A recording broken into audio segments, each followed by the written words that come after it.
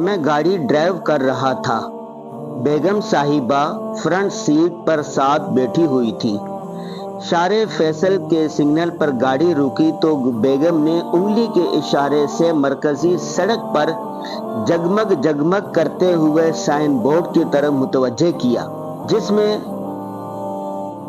شوق ذوق سے بسکٹ کھاتی ہوئی ایک خوبرو ماڈل کی تصویر تھی، جس کے اوپر جعلی حروف میں لکھا ہوا تھا، ہلکی پھلکی بھوک میں۔ میں بیگم کا مطلب سمجھ گیا کہ وہ کیا کہنا چاہتی ہے۔ میں نے گاڑی سائڈ پر کھڑی کی۔ دائیں طرف مجھے کھانے پینے کی مختلف دکانیں نظر آئیں۔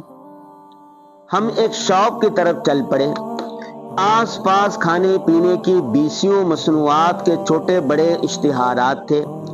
مجھے ایسا محسوس ہوا جیسے مصنوعی بھوک گدھوں کا روپ دھار کر یہاں پرواز کر رہی ہے۔ میں نے بیگم کی طرف دیکھتے ہوئے کہا، دیکھیں، ہم ابھی گھر سے بہترین کھانا کھا کر آئے ہیں۔ ہمارا پیٹ بھرا ہوا ہے، بلکہ فاسٹ فوڈ کھانے والوں کا بھی پیٹ بھرا ہوا ہی ہوگا۔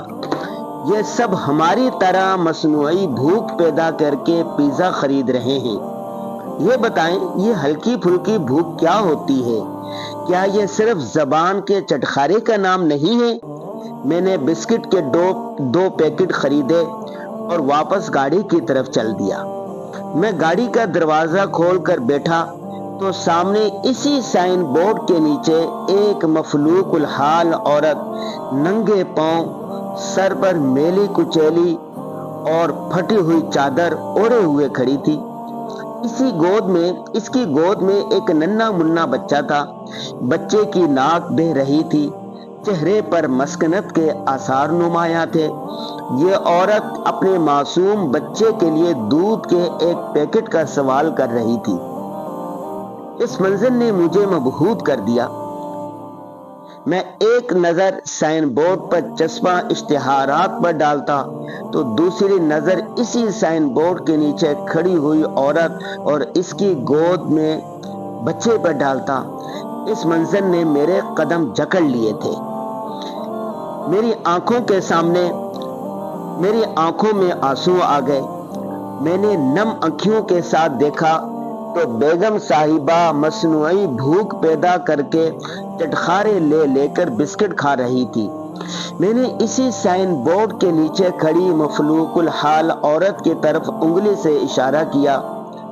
بیگم فٹ سے بولی، یہ تو بھکارن ہے۔ میں نے جل کر کہا، بچے کا کھلا ہوا منہ اور اس کی ماں کی آنکھوں میں اتری ہوئی بدلیاں کہہ رہی ہیں، بھکارن ہوں تو کیا ہوا، ممتا تو جھوٹ نہیں بولتی، بچے کو تو صرف دودھ کا ایک پیکٹ چاہیے۔ دیکھیں بچہ کس طرح بھوک سے بلک رہا ہے۔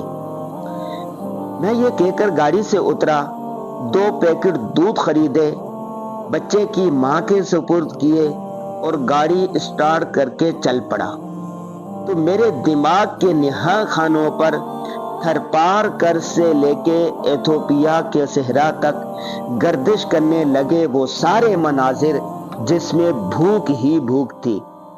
میرے علامہ اقبال نے شاید ایسے ہی کسی موقع پر کہا تھا، جس کھیت کے دہقاں کو میسر نہ ہو روزی، اس کھیت کے